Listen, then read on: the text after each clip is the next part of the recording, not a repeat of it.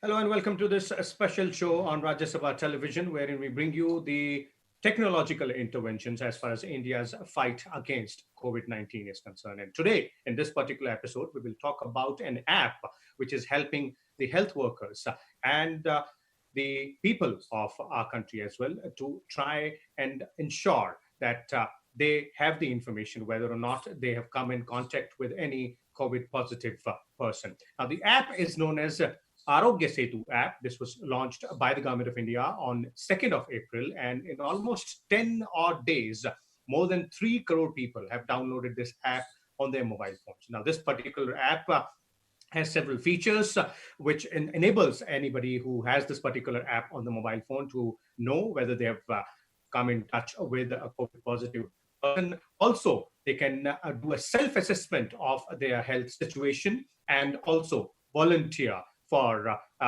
any help if required at any particular stage. So let's begin the show, and let me first introduce the three guests who are with us on this particular show. We have with us the Director General of National Informatics Center, Ms. Neeta Verma. We are also joined by Professor Rajiv Dasgupta of JNU, and we also have with us Mr. Subimal Bhattacharya, the cyber technology expert.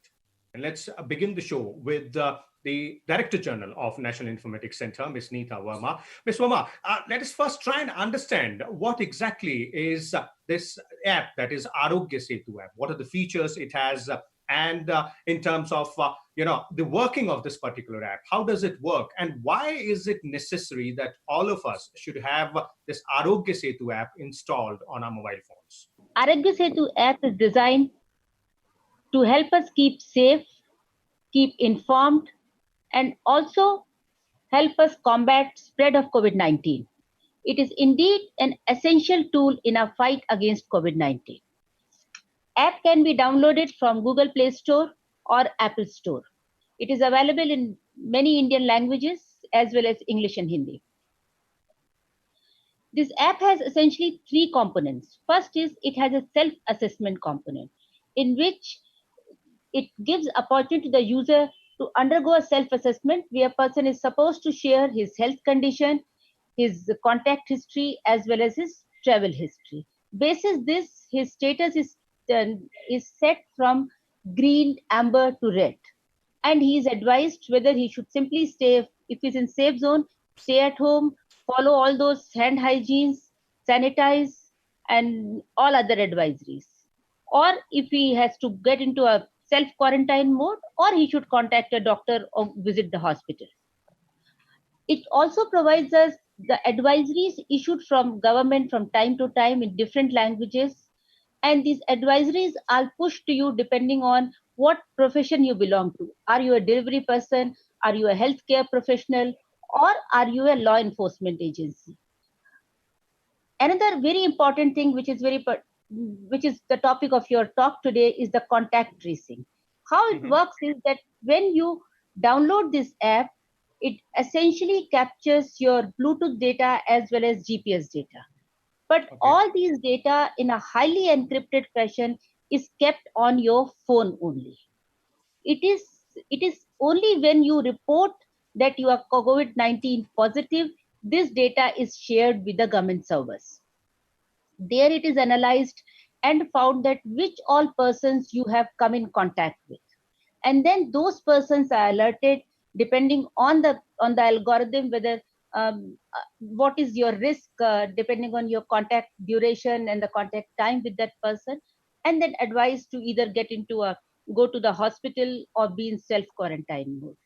But this data is, while it is at the phone, it is kept in encrypted fashion.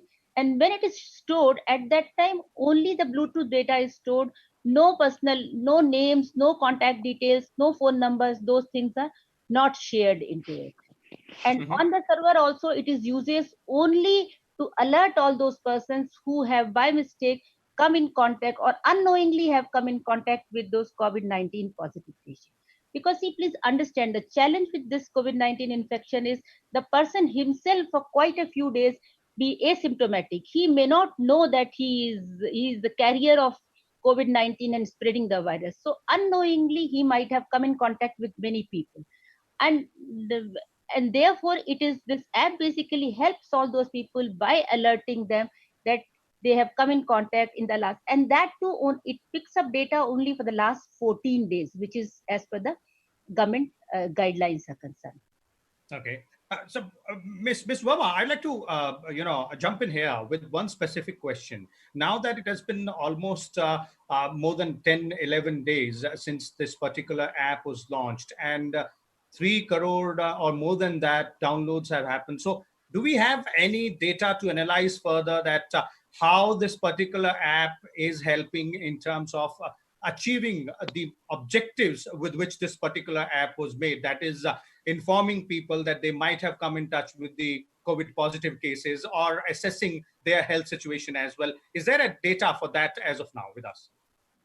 See, as you already know, 3.6 crore people have already downloaded this app. They are submitting their self-assessment, and basis that data is being shared on almost real-time basis with these users. Okay, and you're pointing about how this is very important in terms of two aspects. Not only telling people whether they have come in contact with the COVID positive cases, but also the self-assessment aspect. So how does the self-assessment aspect works here? See, there is already, as you must have seen, there are set of questions which is being prescribed by Ministry of Health, where it basically asks, what is your health condition? Are you having any comorbidity condition? Or have you come in contact with somebody who was COVID positive? Or you have any travel history? Or are you having any symptoms as of today, cough, fever, and all those? It basically asks in a very simple language, in multiple languages this app can be used. You basically share your conditions, and then it advises you. Here I like to say it is very pertinent and responsibility of we citizens that we share our health condition accurately. Because if we not share our health condition accurately, we cannot get the right advice from the app. Okay, let me bring in Professor Dasgupta here as well from the JNU's Center for Community Health Sciences. Professor Dasgupta, if we look at the concept of contact tracing, why is it that this aspect is really, really crucial in our fight against COVID-19? Contact tracing is a very basic principle of any communicable disease control. This assumes particular relevance for respiratory infections because it's not a waterborne infection, for example, where you can treat or manage the water source, or it's not a foodborne infection where you can ensure food safety. Also, we don't know who is infective and who isn't, and it transmits very easily through cough, sneeze, or even an aerosol. Therefore, contact tracing is very crucial if one person who is, in this case, COVID-19 positive, has come in contact with others, be it in the household or in the neighborhood or in a marketplace or in an institution. Mm-hmm. Now, classically, contact tracing is done through personal interviews by actually listing who he or she has come in contact with and reaching out to each of them. Why an app or technology-based contact tracing helps is because human memory is not infallible. I may not remember how many people or who all exactly I met in the last, let's say, 3 days or 7 days. Or for that matter, if I was traveling in a public transport, who all have been in my vicinity, obviously I don't even know them. So the listing, which is memory-based, has limitations, and that's where the app comes in, as she explained very eloquently. Mm-hmm. It's also important to understand in which settings this app is likely to work better, and that it is not a magical solution. It still needs health worker-based or person-based interviewing and person-based contact tracing. It's merely a tool in that sense. One of the key challenges, this number of, say, X crores, is only in the aggregate. It all matters how much threshold you have achieved in a population.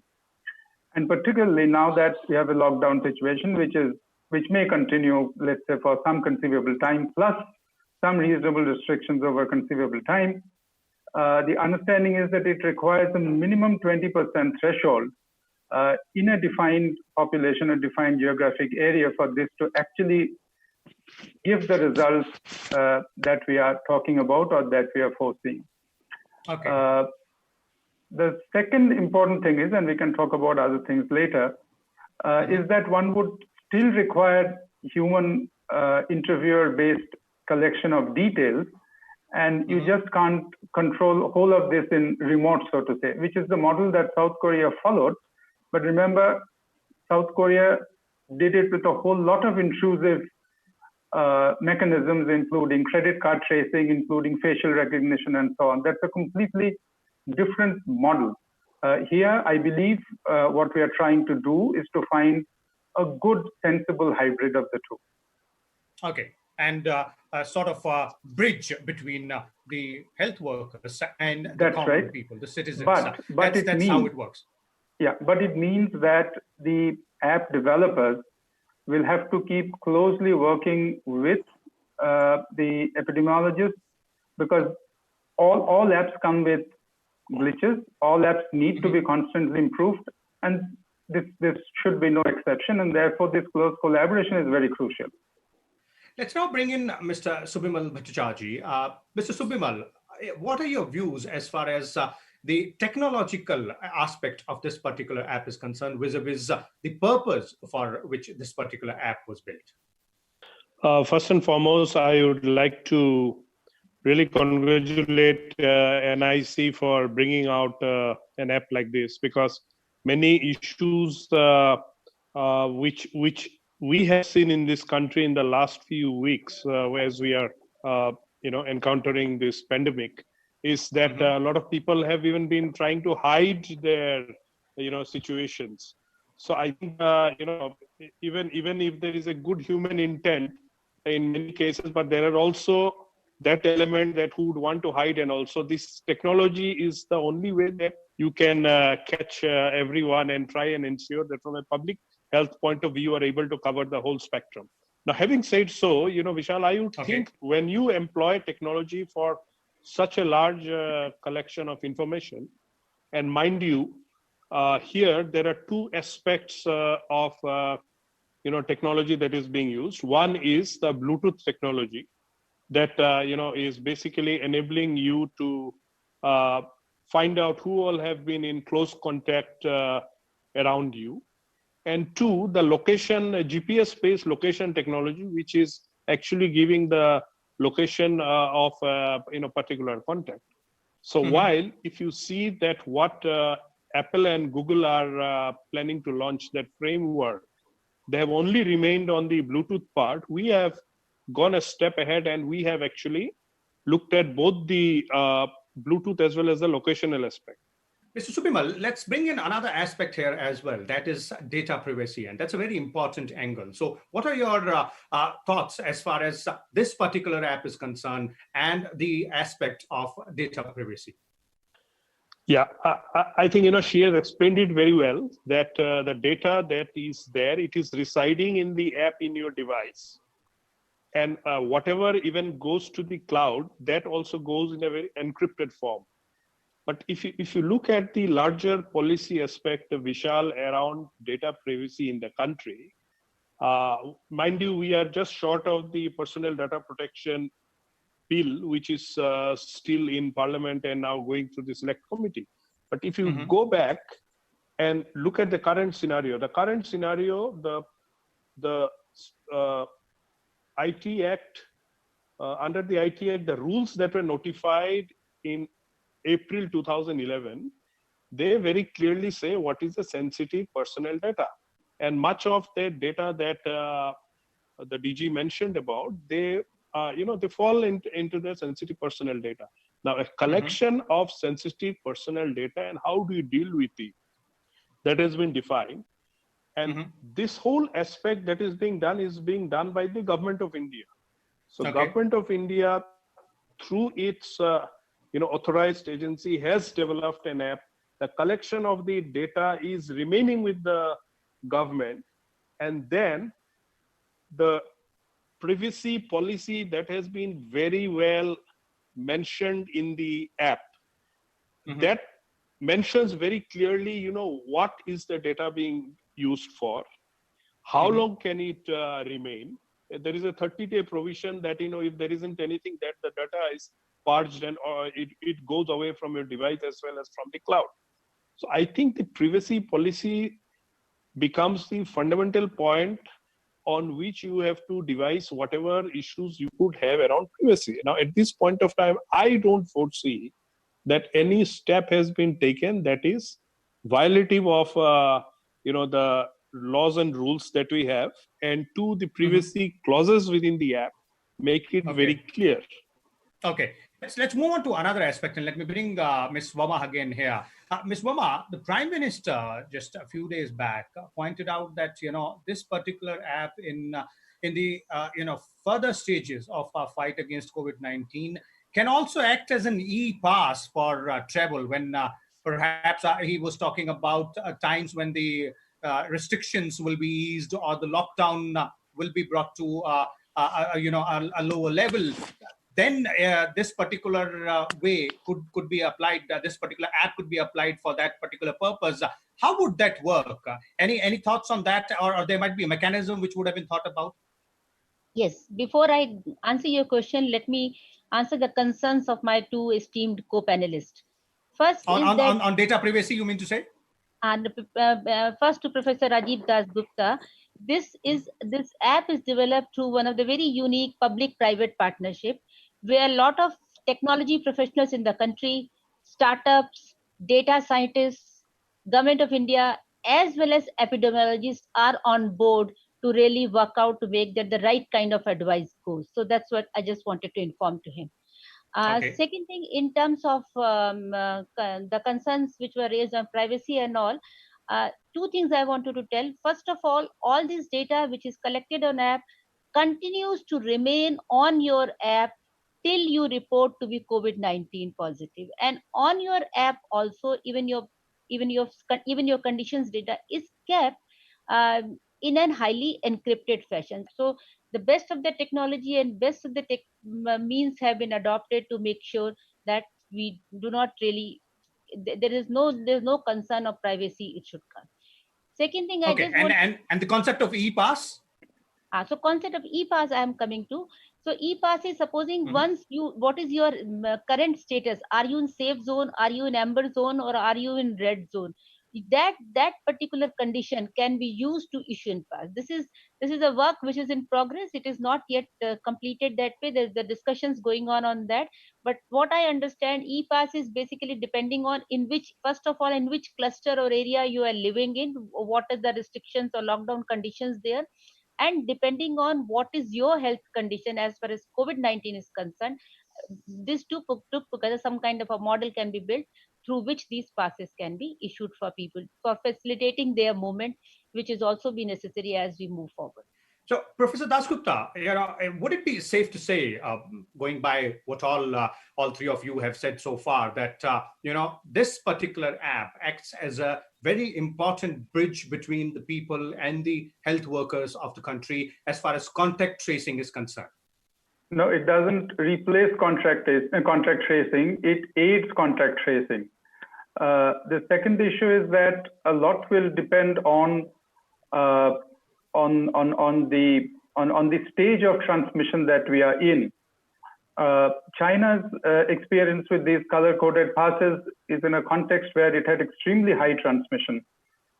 India, perhaps barring the hotspots that are emerging, these aspects is likely to have less or limited application. But even if we require all the features, let's say for in a situation like Mumbai, where all these aspects would actually come into play, a lot of it depends on how much, to what extent people are downloading it, and therefore to the extent that to which we are addressing the privacy security concerns, because ultimately, at least in India, till this point, it is voluntary. And therefore, the issue of trust is extremely crucial. If it is mandated by law, that's a different scenario. But as of now, it's voluntary, and therefore, a very transparent addressing of all these issues will lead to better downloads and therefore potentially better application. Mr. Subimal, your concluding comments. No, I think as Mr. Dasgupta has mentioned, because it is voluntary, so you still have an option of going or not. But by and large, people have gone and subscribed to it. Secondly, even if you have subscribed and you don't want your location to be known, you can switch off the location aspect. So I think, by and large, nothing intrusive has been absolutely there in this whole app that has come. And I would think that it is really a good step considering the gravity of the situation and what we have gone through in the last few weeks. So there it is. All you and me need to know about this particular app, that is the Arogya Setu app, and the entire concept of contact tracing as far as the fight against COVID-19 is concerned. Thank you so much, all three panelists, Ms. Neeta Verma, the Director General of NIC, Professor Rajiv Dasgupta, and Mr. Subimal Bhattacharjee as well, for your views on the show. And we'll come back again tomorrow with a different topic. Till then, keep watching Rajya Sabha television, and also keep yourself safe, stay home, and follow all the guidelines given by the government agencies. Thank you.